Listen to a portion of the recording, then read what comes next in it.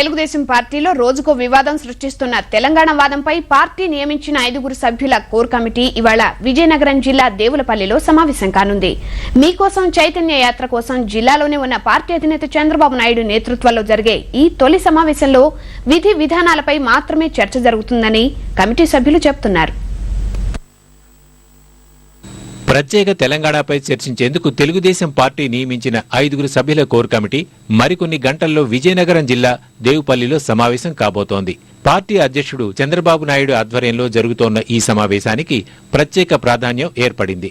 సమావేశంలో పాల్గొననున్న 5 సీనియర్ నేతలు నాగం జనార్దన్ రెడ్డి, కెఈ కృష్ణమూర్తి, యనమల రామకృష్ణుడు ఇప్పటికే విశాఖ చేరుకున్నారు.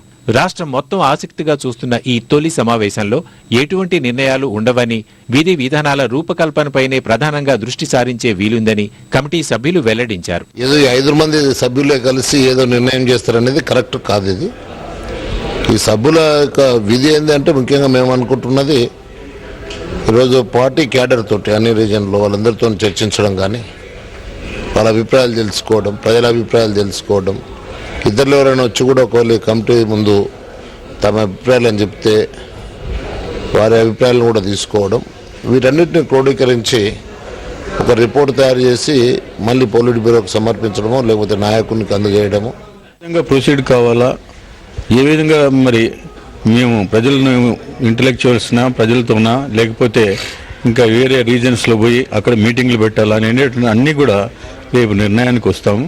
ఆ నిర్ణయానికి వచ్చిన పిదప ఆ విధంగానే ప్రొసీడ్ అవుతూ మేము దాని ప్రకారం వీలైనంత త్వరలోనే టైం లిమిట్ అనేది పెట్టుకోకుండా వీలైనంత త్వరలోనే అందరి అభిప్రాయాలు సేకరించి మళ్ళీ పాలిట్ బ్యూరో ముందు పెడతాము, మళ్ళీ అధిష్టానం ముందు ఆయన దగ్గర పెడతాము.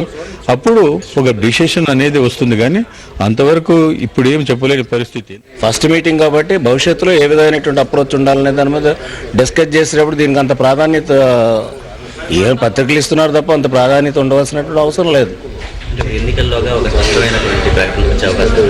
దీనికి టైం ఫ్రేమ్ అంటూ కూడా ఇప్పటివరకు మేము పెట్టుకోలేదు. ఏ ఇష్యూకి అయినప్పటికి కూడా ఎండ్ ఉంటుంది, ఎండ్ లేకుండా ఉండదు. అయితే ఎప్పటిలో అవుతుంది అనేటువంటిది ప్రాసెస్ ఎంతవరకు చేయగలం, ఎంతమందిని కలుసుకోగలం, ఎంతమంది తీసుకోగలం అభిప్రాయాలు, ఎంతమంది నేతలు కలిసే వాళ్ళ అభిప్రాయాలు చెప్తారు, దాన్ని బట్టి ఆధారపడి ఉంటుంది. తెలంగాణ అంశంపై ఎవరూ బయట మాట్లాడొద్దని పార్టీ అధినేత చంద్రబాబు స్పష్టమైన ఆదేశాలు జారీ చేయడంతో నేతలు ఆచితూచి స్పందిస్తున్నారు.